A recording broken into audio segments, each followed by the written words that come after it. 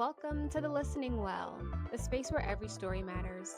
I'm Shania, your host and therapist, here to share real conversations and anonymous letters from listeners who are ready to speak their truth or just share something that they want to tell. Some stories are spoken, some are written, all are worth hearing. Let's listen in. Hi, everyone. Thank you so much for tuning into today's episode to hear a new story. We are here with our new guest today. We can't wait to have her introduce herself. I actually had a great opportunity to speak to her before when I had a previous podcast, so I'm really glad to have her on again today. If you can introduce yourself and also share a little bit about what drew you to reach out to join the pod today. Yeah, thank you. Hi, everybody. My name is Kellina Powell, aka the DeafQueenBoss. I'm an international speaker, author, and coach, and I'm currently starting my real estate company. Thank you. Nice. Congratulations. Thank you. So what inspired you to come out onto the podcast? Anything in particular? Honestly, I just wanted to continue spreading my messages to people on podcasts to educate the listener and just kind of keep spreading awareness how important it is to really come out there, have a voice for everybody. I know not a lot of people have a voice for one another, especially for the community. Like my community is very sensitive. Yeah, for those who are probably listening, what community is Kellina talking about? I'm actually talking about the disability community, but also specifically for the deaf community as well. Thank you. Thank you so much. And in terms of your journey overall, I'm sure there was a time period where maybe you didn't get into advocacy. So what did it look like to feel comfortable and confident to go out there and share your story for the purpose of advocating for the community of those who have disabilities? It was very difficult. I would not say it was easy to build that confidence in myself, but it all comes down to your support system, right? Not everybody have the very strong support system from family or friends, but gratefully and luckily I was able to have that through my family and friends. However, it takes time. I tell people it took me 10 years to really overcome my anxiety and my depression because it was not easy to really get myself out there, especially not being able to communicate. And communication is big nowadays, right? When you talk to somebody, you have to speak, you have to something. And I noticed that when I was getting older, like not everyone used sign language. And I used to did communicate through sign language, but now I don't do it anymore because everybody around me is hearing. And so it was very hard to really express myself in that way that, I need accommodation and it's not easy. However, when I got older, I read a lot of like mindset books. I would watch a lot of things on YouTube to really learn about myself because I didn't have any role models that looked like me. And then I just learned how to grow, but it really does take a lot of time and courage to get yourself out there. Thank you. Thank you so much for sharing a little bit of background on how you got to where you are today. And it sounds like having support from others and being able to kind of go along your own journey and find the information that you were looking for was really helpful to you. So we're at this piece of today's episode where we get the opportunity to hear about the story that you would like to share. So for you, what moment or story from your life do you feel is important to tell here?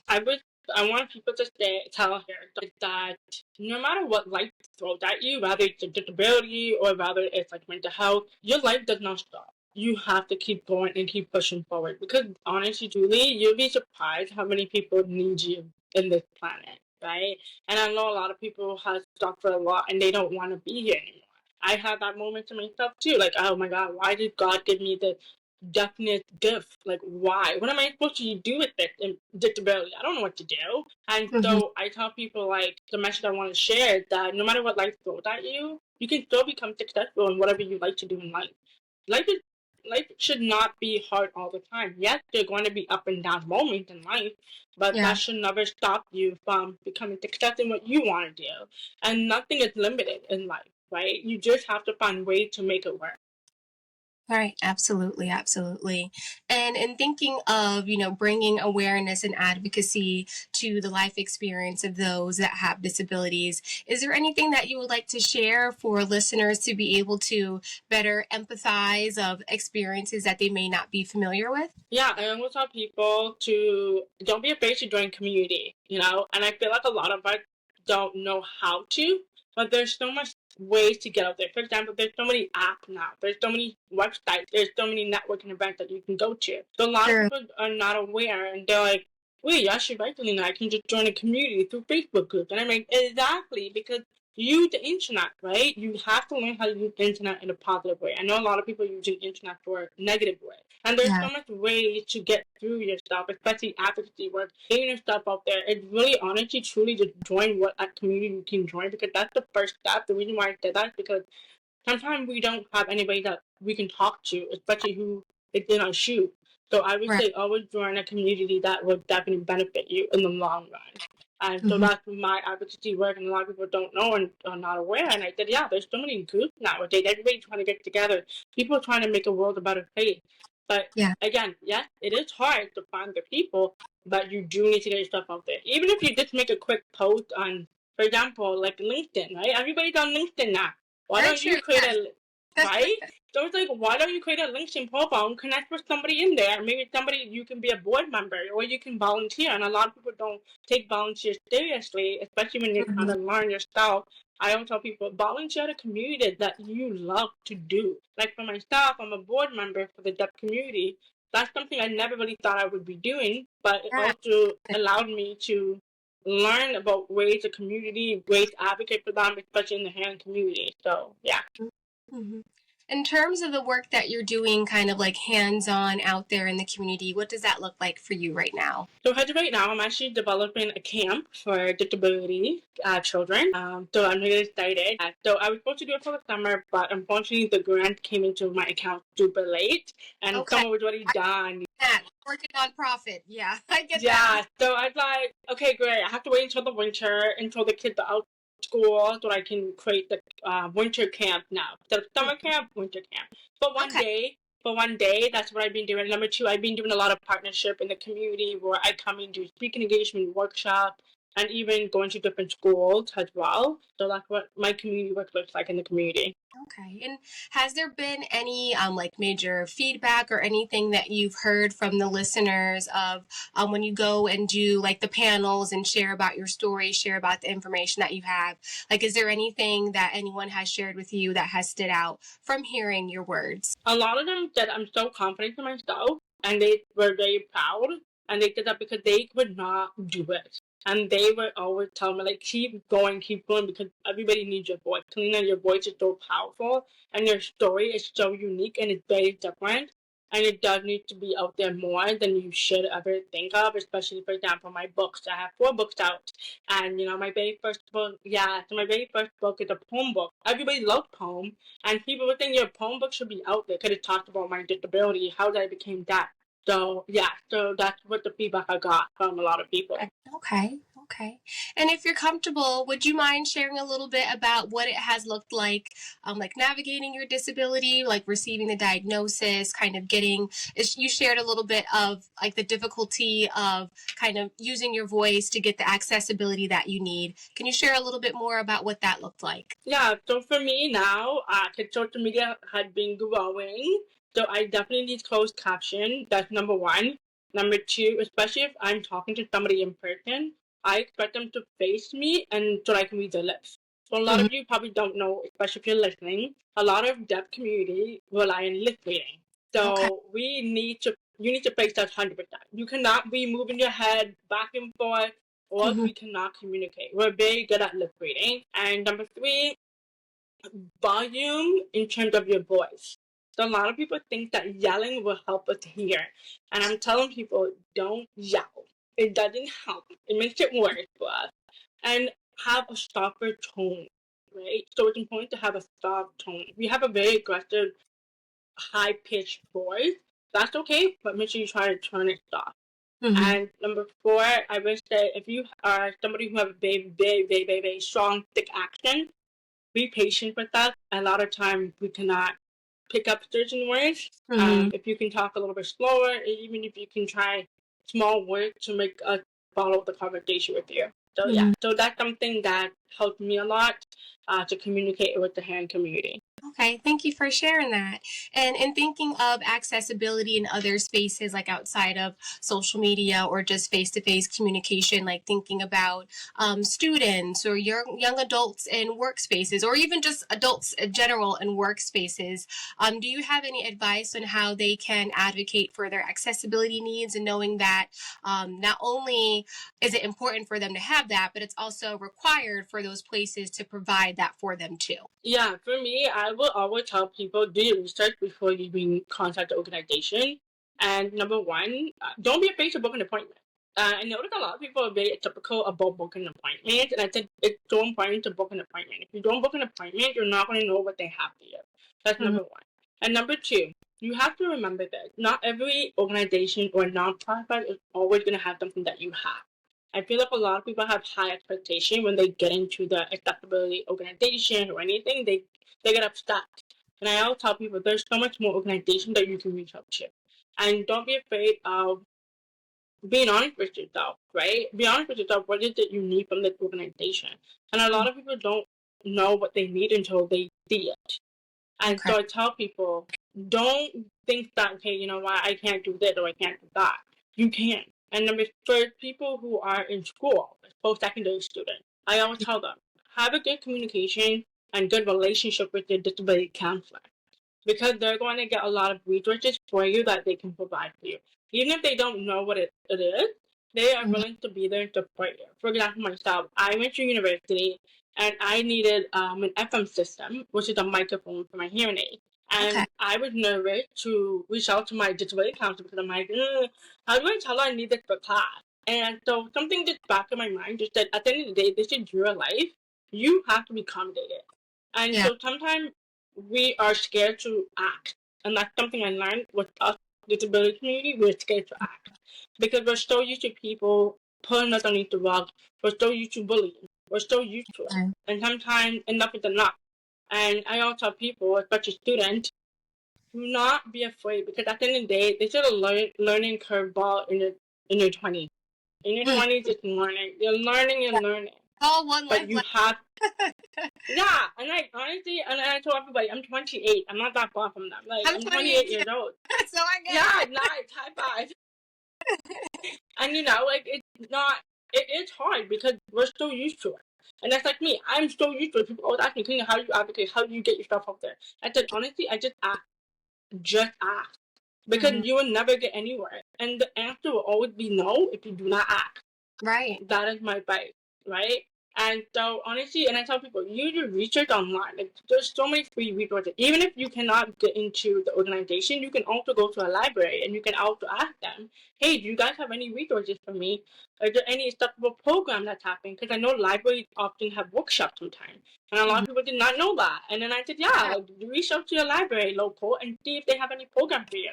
They always have workshops. Mhm.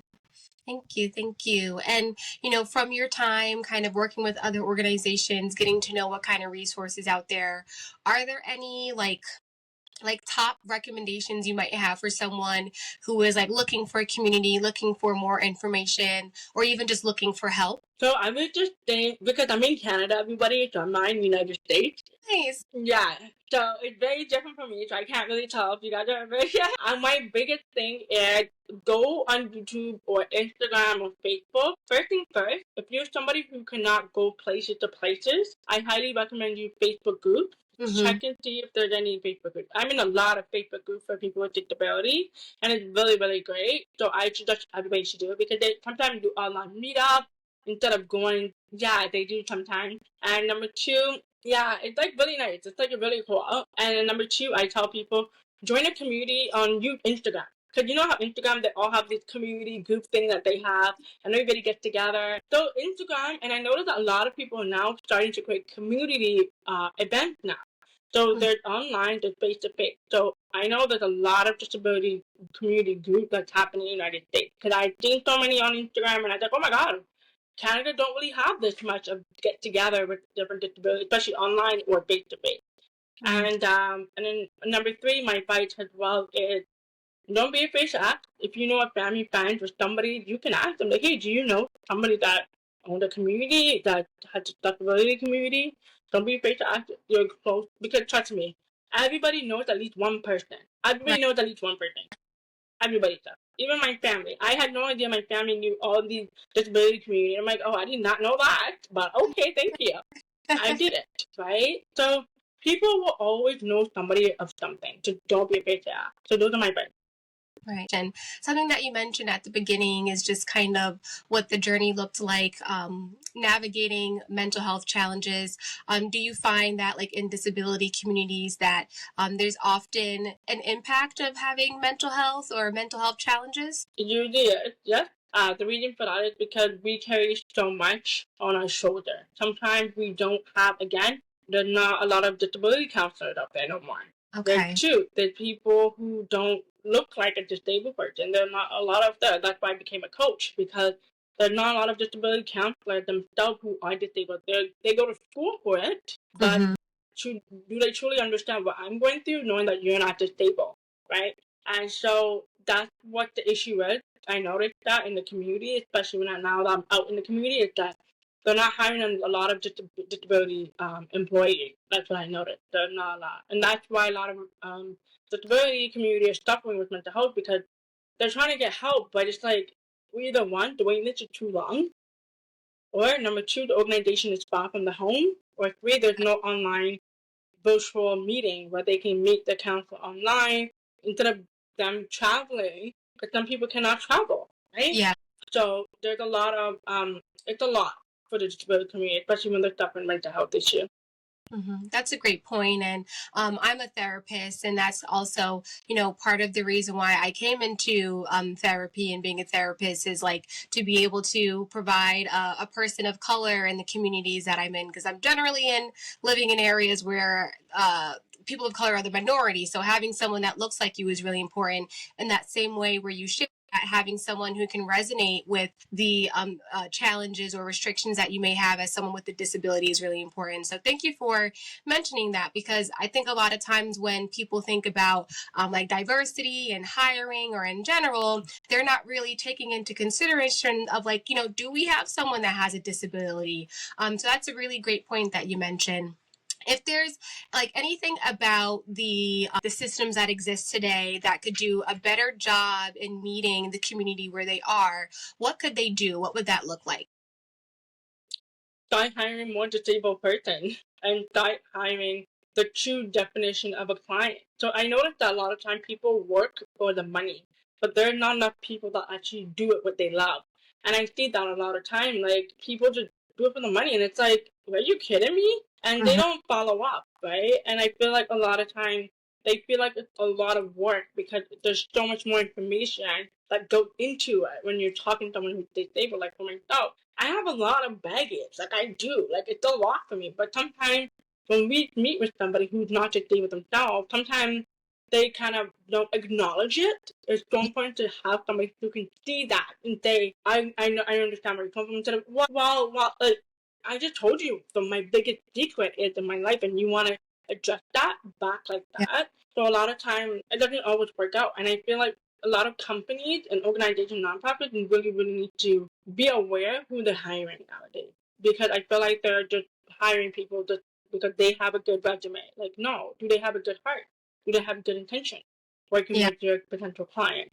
Right. Thank you for that. It sounds like an importance of like who the person is, not what they can do. Exactly. So if there's one thing that you hope that listeners take away from your story and what you shared today, what would that be? Honestly, no matter what life throws at you, whether you're disabled or mental health, life is too short. You can become successful. My story should never judge me because I'm deaf. It doesn't mean I cannot achieve so much things in my life. You can achieve so much in life if you have the right resources and assets. But you have to look for it.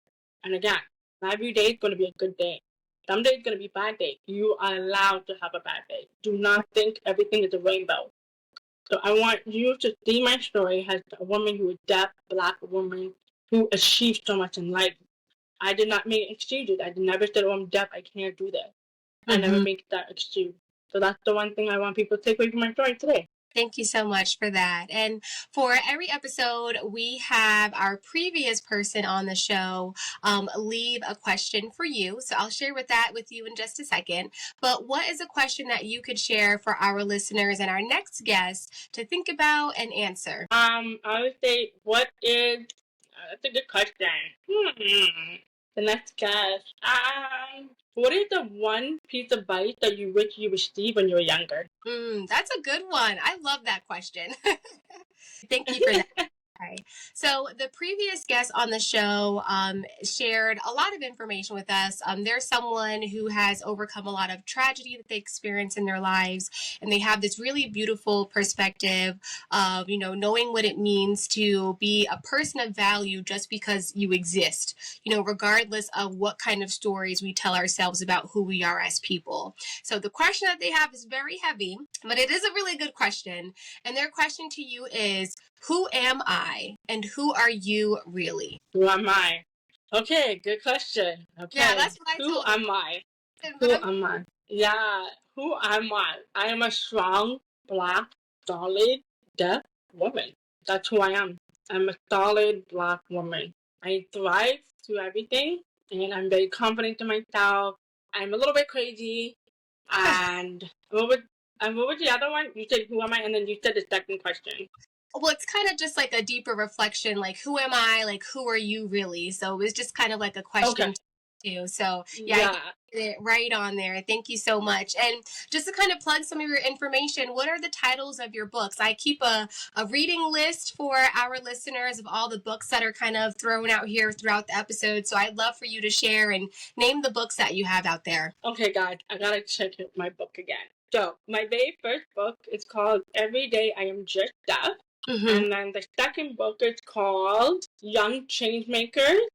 And then the book called, give me 1 second. I just have to go double check and make sure I'm not saying the title wrong. Because sometimes I do, and I'm like, wait, I did this wrong? Give me 1 second. So thank you for taking the time. Yeah, no worries. Yeah, so there's 2. And then my last one is Business Owner for the people with disabilities. So that one's very cool. That book came out April 30th. Oh, nice. Okay, so that's a recent publishing. Great. Okay. Yeah. And where can people find you, connect with you? Everybody can find me, connect with me on Instagram, Facebook, LinkedIn.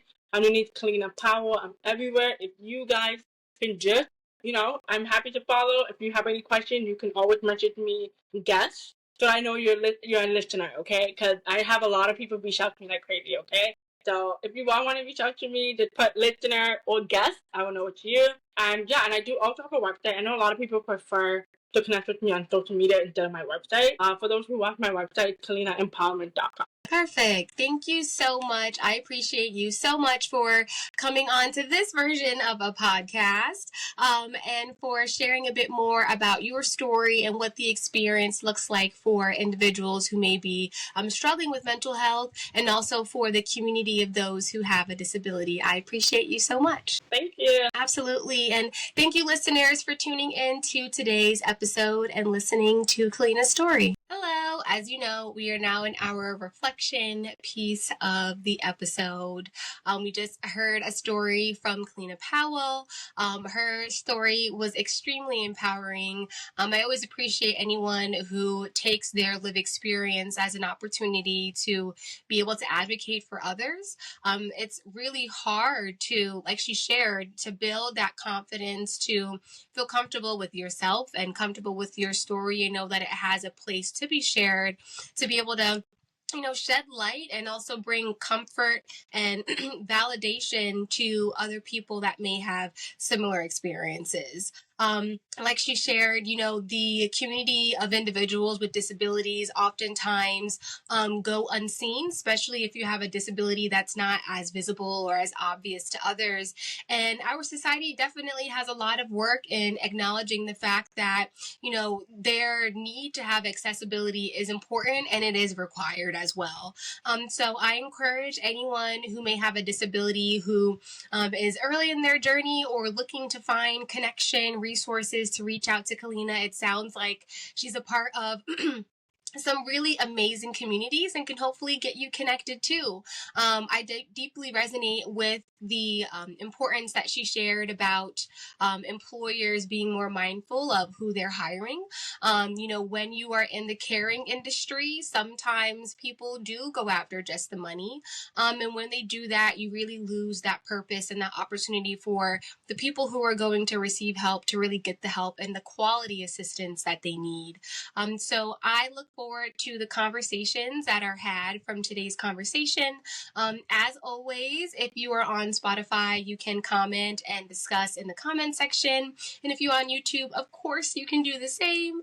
And be sure to check out the reading list that's linked to be able to view some of the materials that have been shared and shouted out in our episodes. And as always, until next time, and be well. Thanks for joining me at the Listening Well. If you have a story, a secret you've never shared, or a question you'd like advice on, or just something that you would like to share with somebody else, you can send it in anonymously if you wish at the email thelisteningwell25@gmail.com. Every story matters here, and I can't wait to hear yours. Until next time, keep listening and sharing.